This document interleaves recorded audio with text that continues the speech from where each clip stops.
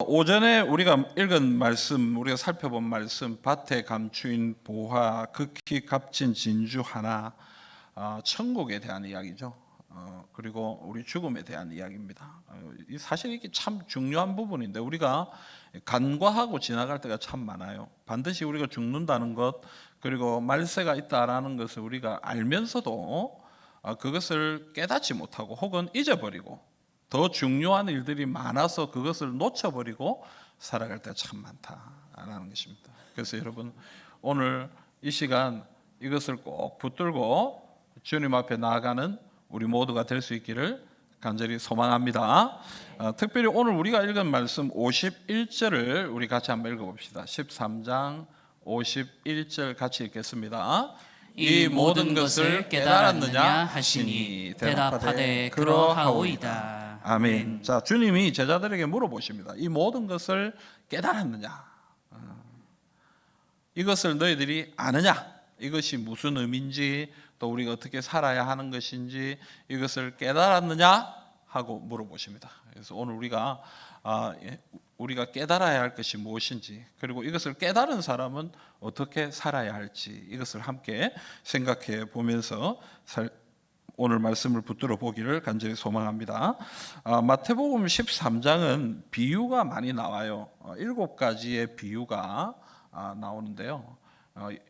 13장에 나오는 비유를 우리가 살펴보면 씨 뿌리는 비유가 나오죠. 굉장히 중요한 비유예요. 13장에서 제일 중요한 것은 사실 이 씨 뿌리는 비유라고 볼 수 있습니다. 그리고 가라지 비유가 나오죠.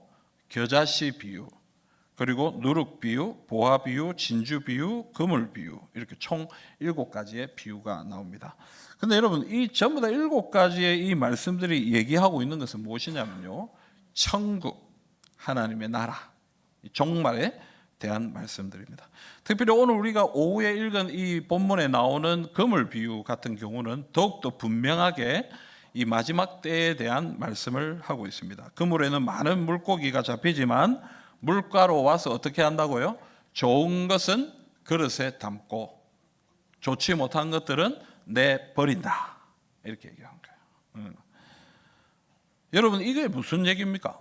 이게 어떤 의미를 가지고 있는 것입니까? 마태복음 13장 49절 50절 우리 한번 읽어봅시다. 49절과 50절입니다.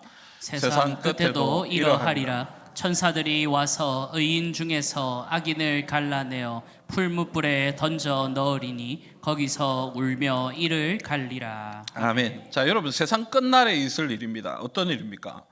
하나님께서 이 세상에 많은 사람들이 있지만 그 중에서 의인들은 하나님의 품에, 악인들은 갈라내어서 풀무불, 지옥에 가게 하신다라는 것입니다. 지금은 우리가 다 같이 살죠. 지금은 다 같이 있어요. 여기 마태복음 13장에 나오는 가라지 비유 같은 경우에 어떻습니까? 곡식도 있지만 거기 곡식 사이에 뭐가 있습니까? 가라지가 있습니다. 주인이 말하는 거예요. 가라지 뽑지 마라. 괜히 가라지 뽑다가 뭐까지 뽑는다? 곡식까지 뽑을 수 있으니까 놔둬라. 놔두면 추수 때에 우리가 구별하면 된다. 마지막 때에 그런 일이 있다는 거예요. 근데 여러분, 우리가 자신만만할 건 아니에요. 이 믿음이 있잖아요. 우리가 예수 믿고 구원받는다 하고, 또 예수 믿고 구원받고 또 교회 다니고 하면 우리가 믿음이 분명히 있다, 이렇게 얘기하는데 한 번씩 보면 좀 헷갈릴 때가 있어요. 이 믿음이 좀 진짠가 가짠가, 한 번씩 보면 좀 헷갈릴 때가 많아. 지금 열심히 하는 것 같은데, 어느 날 열심히 하는 것 같은데 갑자기 어려운 문제가 생기면 아이고, 난 교회 안 갑니다. 나는 모르겠습니다. 하나님 살아계신데 왜 자꾸 나한테 이런 어려움을 주냐고. 하나님 정말 나를 사랑하시고 나를 인도해 주시면 왜 내가 이렇게 살아갑니까? 하면서 교회를 떠나는 사람들이 있어요. 한 번씩 보면 그래 헷갈려요. 우리 믿는 건가? 그럼 좀 떠난다 할지라도 다시 돌아오는가? 마지막 날에 진짜 천국에 갔을 때 놀랄 일이 많다잖아요. 뭐 때문에 놀란다 그래요? 꼭 오리라 생각했던 사람이 없어서 놀란다 그래요. 그 사람은 천국에 왔을 건데 했던 사람이 없어서 놀란다는 거예요. 또 한 번 하나는 또 뭡니까? 저 사람은 아닌데 했던 사람이 천국에 와 있어서 그게 또 놀란다는 거예요. 그러니까 여러분 우리가 참 이게 물론 우리가 믿음으로 예수를 믿음으로 내가 믿고 예수를 믿는다 하면 구원받는 것이지만 우리가 마지막 때까지 우리의 믿음을 지켜나가는 것이 참 중요합니다. 그래서 마지막 날에 이런 심판이 있다는 것, 심판이 있다는 것, 이것을 우리는 꼭 기억해야 돼요. 히브리서 9장 27절부터 28절 우리가 잘 아는 말씀이죠. 같이 한번 읽어봅시다. 한 번 죽는 것은 사람에게 정해진 것이요 그 후에는 심판이 있으리니 이와 같이 그리스도도 많은 사람의 죄를 담당하시려고 단번에 들이신 바 되었고 구원에 이르게 하기 위하여 죄와 상관없이 자기를 바라는 자들에게 두 번째 나타나시리라. 아멘. 여러분 한 번 죽는 것은 사람에게 정해진 것이에요. 그래서 사람은 반드시 죽습니다. 오늘 여기 계신 분들 미안합니다. 이 좋은 날 죽는 이야기에서 미안합니다. 그러나 언젠가 죽습니다. 예? 아멘 안 하세요? 안 하시네. 여러분 죽습니다. 우리는 죽어요. 저도 죽어요. 모든 사람이 다 죽음을 맞이합니다. 그러나 그 이후에 뭐가 있다고요? 심판이 있다. 심판이 있다. 그래서 심판대 앞에 모든 사람들이 서게 될 것이다. 그런데 우리는 그럼에도 불구하고 담대하게 나아갈 수 있는 이유는 무엇입니까? 오늘 말씀의 28절에 보니까 예수님이 많은 사람의 죄를 담당하시려고 단번에 들이신 바 되었다. 예수님이 우리 죄값을 치러주셨다. 이 사실을 믿는 사람들은 심판대 앞에 나아갈 때에도 어떻다는 거예요? 담대하게 나아갈 수 있다. 왜냐하면 우리 죄값을 예수님이 다 치러주셨기 때문에. 하지만 이 사실을 믿지 않는 사람들은 어떻습니까? 여전히 죄악 가운데 있기 때문에 하나님의 심판을 받을 수밖에 없다라는 것입니다. 오늘 이 자리에 계신 여러분들 이 믿음을 꼭 붙드시기를 간절히 소망합니다. 또한 우리는 이미 구원받은 사람이지만 그럼에도 불구하고 하나님 앞에서 심판받는다라는 사실을 기억해야 됩니다.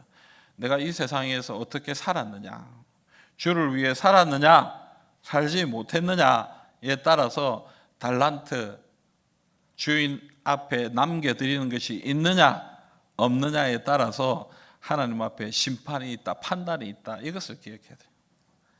주님이 우리에게 다 달란트를 주셨잖아요. 여러분들에게 여러 가지 상황과 형편들을 주셨잖아요. 이것을 주신 이유는 뭐냐면 주를 위해 살라고, 주를 위해 살라고.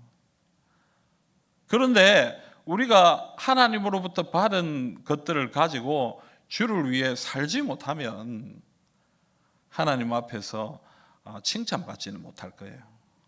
우리는 이제 사느냐 죽느냐의 문제가 아니라 이제 우리가 고민해야 될 것은 뭐냐면 칭찬을 받느냐 받지 못하느냐.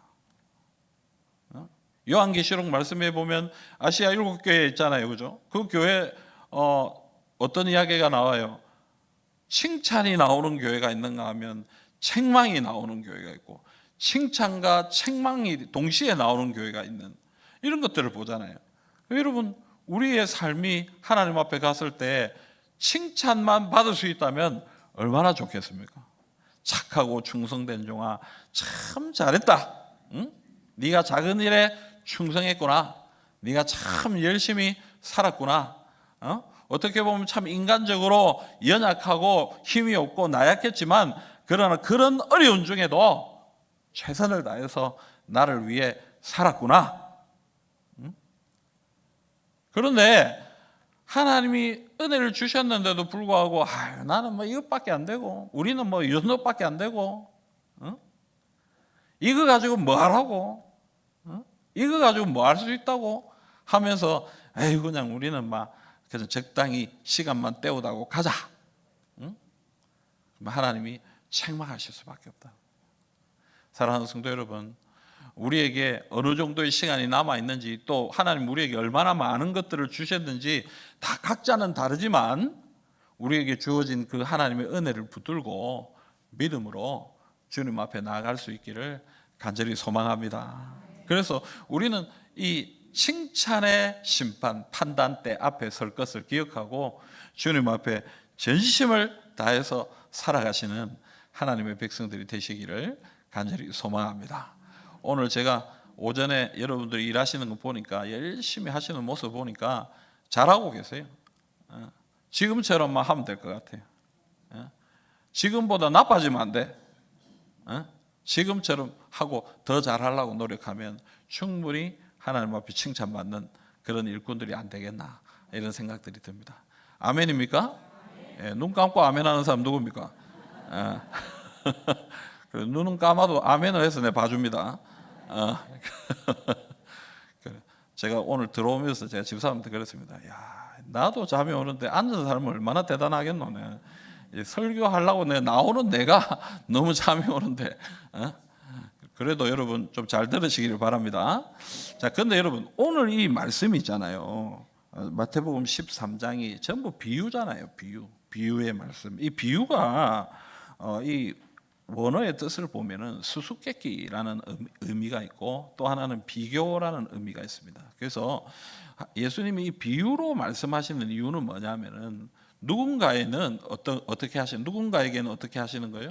감추시고 누군가에게는 밝히시려고. 이게 비유의 목적이죠.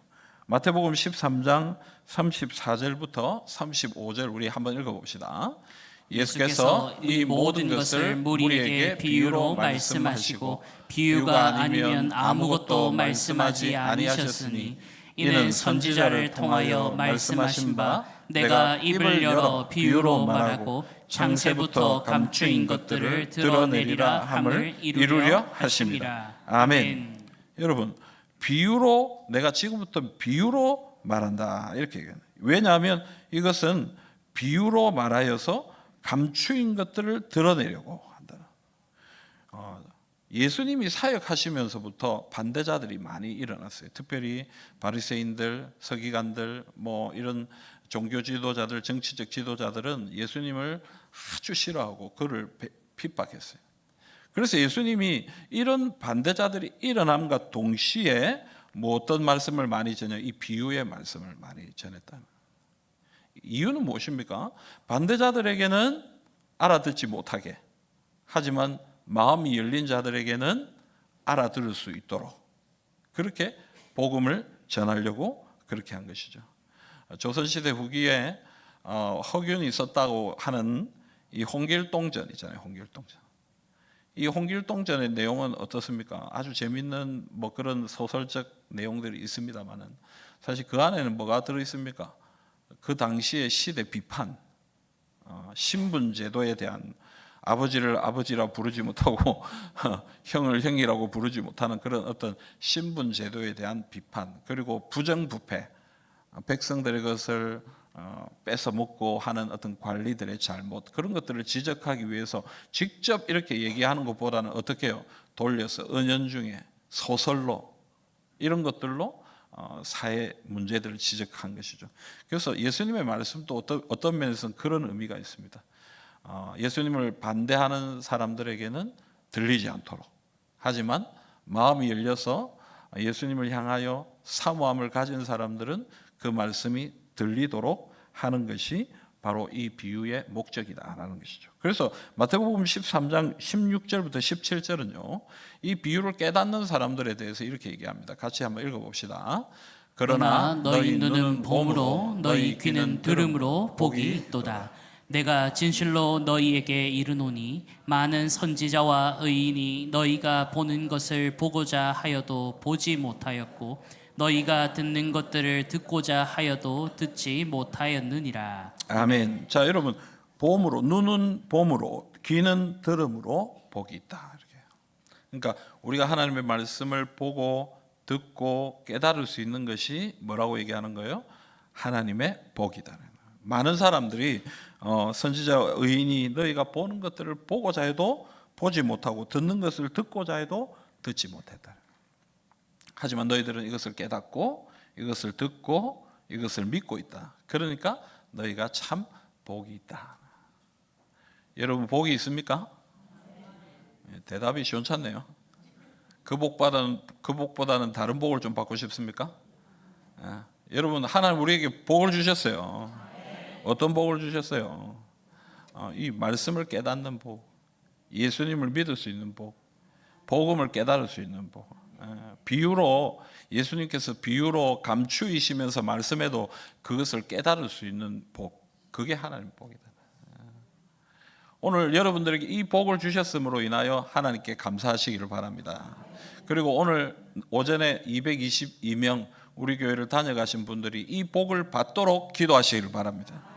처음 교회 나온 거지만 혹은 뭐 여러 번 나오신 분도 계시겠지만 어쨌든 나와서 잘 무슨 말인지 잘 알지 못하는 그런 말씀을 듣고 가셨는데 하나님 그 말씀이 깨달아지게 하시고 그 말씀이 믿어지게 하시고 또 그 말씀을 통해서 예수 믿고 구원받고 하나님의 자녀가 되는 역사가 그들 가운데 있도록 하나님 그런 복을 그들에게 부어 주시옵소서.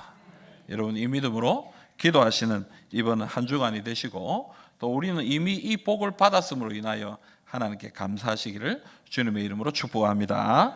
두 번째로 여러분, 이제 예수님은 이것을 깨닫느냐라고 제자들한테 물었을 때 제자들이 그렇습니다라고 대답하죠. 그렇게 대답할 수 있는 사람은 복 있는 사람입니다. 오늘 여기 계신 분들이 다 복 있는 사람들입니다. 그런데 예수님은 그런 복 있는 사람들에 대해서 이렇게 말씀하십니다. 52절 말씀 같이 한번 읽어볼까요? 13장 52절입니다. 예수께서 이르시되 그러므로 천국에 제자된 서기관마다 마치 새 것과 옛 것을 그 곳간에서 내오는 집주인과 같으니라. 아멘. 자, 여러분 지금 예수님의 말씀을 깨달은 자들에게 뭐라고 얘기합니까? 그들은 천국의 제자된 서기관마다 서기관과 같다 이렇게 얘기합니다. 여러분 이 서기관이 뭡니까? 서기관은 그 당시에 요즘은 다 인쇄를 하지만 그때는 다 인쇄가 안 되니까 어떻게 하냐 손으로 쓰는 거예요. 성경을 필사하고 또 해당에서 누군가 말하면 그것을 다 쓰고. 저도 참 글씨를 잘 썼는데 최근에 전부 이제 컴퓨터만 치니까 최근에 뭘 쓰라고 그러면 글씨가 너무 엉망이에요. 옛날에 제가 글씨를 참 잘 썼다라고 칭찬도 받고 그랬는데 제가 참 요즘 보니까 이걸 안 쓰니까 잘 안 쓰시더라고요. 우리 교회의 첫 번째 당회록이 있습니다. 우리 교회가 1949년도에 설립이 됐지만 당회는 1950년이 넘어서 이제 당회가 만들어지게 되었는데 당회가 만들어져 당회록을 첫 번째로 썼는데 이걸 누가 쓰셨냐면 박상순 목사님 쓰셨어요. 그 책을 보면요. 진짜 달필이에요. 완전히 정말 명필이에요. 명필. 글체가 멋있어. 다 한자까지 들어있어서 뭔 말인지 모르겠지만 하여튼 저도 뭐 아는 한자는 알고 모르는 한자는 모르고 이런데 그래도 한자가 너무 많아. 그래가 뭐 제가 한번 읽어보려고 처음부터 끝까지 한번 읽어봤는데 아유 뭐 어떤 건 모르겠고 어떤 건 알겠고 뭐 근데 하여튼 글자가 멋있어요. 멋있어. 이 서기관 우리 신대원에서 공부할 때 있잖아요. 신대원에서 공부할 때 수업을 들으면 이렇게 뒤에 있는 학생들은 그냥 듣고 맨 앞줄에 있는 친구들은 그때 당시에 이제 제가 신대원 할 때만 해도 노트북이 그렇게 흔할 때는 아니어서 노트북을 가진 친구들은 맨 앞줄에 앉아가지고 뭐 했냐면은 교수님이 얘기하는 수업을 다 쳐요, 다 쳐. 이런 뭐 구약 오경 모세오경 시간이면 모세오경의 내용을 막 다 쳐요. 얼마나 빨리 치는지 교수님 농담하는 것 같아 쳐요. 교수님 뭐 이상한 뭐 이렇게 웃기는 말 한마디 한 그것까지도 다 그러면 시험 때가 되면 그게 복사실에 나와요. 그게 딱 나와요. 이렇게 한 학기의 시험이. 그래서 우리는 그들을 뭐라고 불렀냐면 서기관이라고 불렀어요. 수업의 서기관. 저는 노트북이 없었어요. 그래서 서기관을 하고 싶었지만 할 수 없었어요. 그분들이 다. 근데 오늘 우리가 서기관이다. 천국의 제자된 서기관. 무슨 얘기입니까, 여러분? 서기관들은 이 말씀에 정통한 사람입니다. 이 구약의 율법 이것에 정통한 사람들이다. 그러니까 지금 우리가 천국의 제자된 우리가 서기관 되었다라는 말은 무슨 얘기냐면 우리가 깨닫게 된 우리가 알게 된 이 복음의 말씀 이 말씀을 우리가 정통해야 된다. 이 말씀을 우리가 잘 붙들고 또 이것을 연구하고 또 이것을 많은 사람들에게 풀어서 설명해 줄 수 있어야 되고 그것을 가르쳐 줄 수 있는 사람들이 되어야 된다. 오늘 여러분들에게 복으로 주신 이 말씀 복음 있잖아요. 여러분들이 이걸 마음속에 꼭 붙들고 그걸 또 쉽고 곱씹어서 누구에게라도 풀어줄 수 있고 누구에게라도 가르쳐 줄 수 있고 누구에게라도 이렇게 설명해 줄 수 있는 그런 복음에 정통한 사람들이 돼야 된다. 자, 옆에 계신 분들 한번 인사합시다. 당신은 복음의 서기관입니다. 아멘. 자, 앞뒤로도 한번 인사합시다. 당신은 복음의 서기관입니다. 아멘입니까? 예.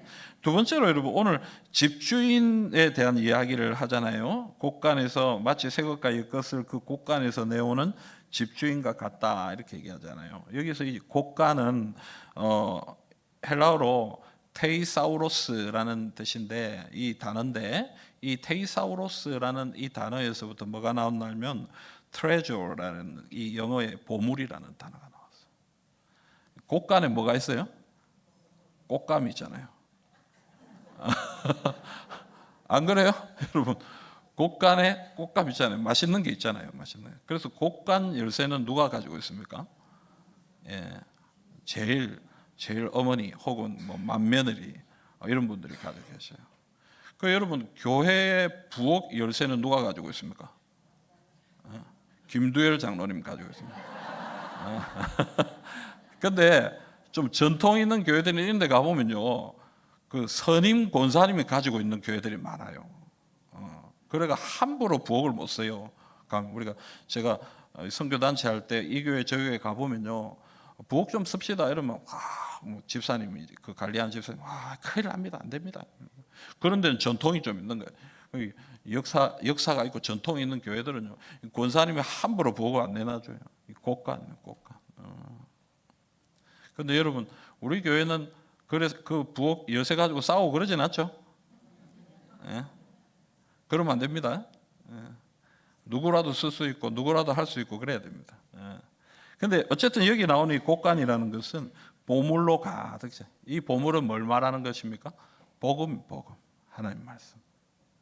우리 안에 있는 이 복음의 말씀이 가득 차 있어서 언제든지 문을 열고 이 복음의 보물을 나누어 줄 수 있는 사람. 말씀을 깨닫고 이 복음을 받아들이는 사람들은 바로 이런 곳간을 열고 좋은 것을 나누어 줄 수 있는 집주인과 같은 사람이 되어야 된다라고 얘기합니다. 여러분 오늘 참 수고하셨어요. 복음을 나누어 주신다고 참 수고. 근데 오늘만 이러지 말고 계속 그럽시다. 매일매일 그럽시다. 대답이 시원하네요. 자꾸 매일매일 그럽시다. 점점 더 우리 마음속에 있는 이 보물을 나누어주는 그런 하나님의 백성들이 되시기를 간절히 소망합니다. 그런데 오늘 말씀해 보면 새 것과 옛 것이라고 얘기해요. 뭐 여러분 뭐 순서에 따라 다를 수 있겠지만 뭐 조금 시간 순으로 한다면 옛 것과 새 것 이것이 맞지 않겠어요? 그런데 새 것과 옛 것 이렇게 얘기하잖아요. 무슨 얘기냐면 새 것이 더 중요하다는 얘기예요. 새 것이 뭐예요? 예수 그리스도. 하지만 옛 것은 쓸모 없습니까? 아니요, 옛 것도 중요해요. 옛 것은 구약의 율법이라고 말할 수 있잖아요. 율법도 버릴 수 없어요. 왜냐하면 율법도 예수님에 대한 말씀이기 때문에. 그래서 우리는 새 것으로 해석된, 새 것으로 풀이된 옛 것의 말씀을 전할 수 있어야 된다라고 얘기합니다. 마태복음 5장 17절부터 20절에 보면은 예수님이 이렇게 얘기합니다. 내가 율법이나 선지자를 폐하러 온 줄로 생각하지 말라. 폐하러 온 것이 아니요 완전하게 하려 함이라. 진실로 너희에게 이르노니 천지가 없어지기 전에는 율법의 1.1획도 결코 없어지지 아니하고 다 이루리라. 그러므로 누구든지 이 계명 중에 지극히 작은 것 하나라도 버리고 또 그같이 사람을 가르치는 자는 천국에서 지극히 작다 일컬음을 받을 것이요 누구든지 이를 행하며 가르치는 자는 천국에서 크다 일컬음을 받으리라. 내가 너희에게 이르노니 너희 의가 서기관과 바리새인보다 더 낫지 못하면 결코 천국에 들어가지 못하리라. 아멘. 여러분 예수님은 율법을 폐하려고 오신 것이 아닙니다. 율법을 완전하게 하시고 더 풍성하게 하시려고 오셨습니다. 살인하지 말라. 사람을 죽이는 것만이 살인이 아니라고 하셨죠. 뭐라고 얘기했습니까? 미워하면 그것도 살인이다. 율법을 더 확장시키고 율법을 더 온전하게 하셨습니다. 그러므로 우리는 이 말씀에 아주 작은 것이라도 하나라도 버리지 않고 이 말씀을 붙들고 이 말씀의 풍성함을 사람들에게 전해야 된다. 특별히 마지막에 20절에 보면 너희 의가 서기관과 바리새인보다 낫지 못하면 안 된다라고 그랬어요. 우리가 예수 그리스도로 구원받고 복음으로 생명 얻었지만 그럼에도 불구하고 우리는 어떤 삶을 살아야 된다고 얘기하는 거예요. 하나님의 말씀에 순종하는, 계명에 순종하는 의로운 삶을 살아야 된다. 우리는 그런 삶을 살아야 된다. 물론 천국에 가는 것은 예수 그리스도를 믿는 믿음으로 가는 것입니다. 하지만 구원받은 백성으로서 우리는 어떤 삶을 살아야 되느냐? 의로운 삶을 살고 거룩한 삶을 살고 하나님의 계명을 지키는 삶을 살아야 된다. 그런 삶을 살아가는 모습으로 많은 사람들에게 복음을 증거하는 백성들이 되어야 된다. 사랑하는 성도 여러분, 오늘 우리가 참 하나님의 말씀 복음을 깨닫는 복을 받았습니다. 이 복을 받은 사람으로서 우리에게 맡겨주신 이 복음, 이 보물 같은 이 복음을 이렇게 최선을 다해서 많은 사람들에게 나누어 줄 수 있는 그런 하나님의 백성들이 다 되시기를 주님의 이름으로 축복합니다. 마지막으로 마태복음 28장 19절 20절을 한번 읽어봅시다.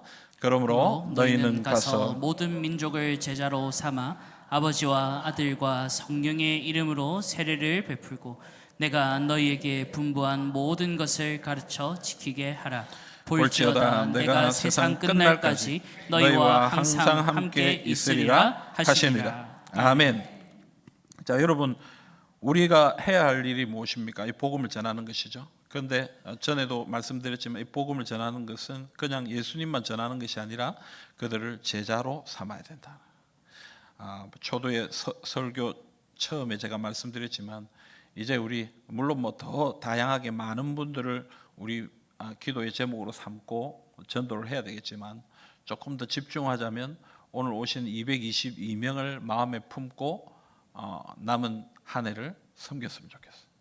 그래서 우리 교회 한번 나오신 이분들이 다시 교회 나오시고 또 예수 믿고 또 세례 받고 또 그리스도의 제자로 자라가는 하나님의 일꾼으로 자라가는 그런 일들이 우리 교회 가운데 일어나도록 그런 소원을 가지고 또 그것을 하는 것이 복을 받은 사람으로서의 사명인 줄 알고 믿음으로 순종하시기를 간절히 소망합니다. 오늘 참 수고하셨는데 이번 한 주 좀 쉬시고 그죠? 주말부터 다시 연락합시다. 이번 주도 나오면 안 되니 하면서 이번 주 바쁘면 다음 주에 나와라 이러면서 그러면서 또 초청하시고 그래서 그분들이 예수 그리스도를 믿고 또 세례를 받고 그리스도의 제자로 자꾸 세워져 갈 수 있도록 그래서 하나님 앞에 이런 아름다운 열매를 올려드리는 그런 복된 성도들이 다 되시기를 우리 주님의 이름으로 축복합니다.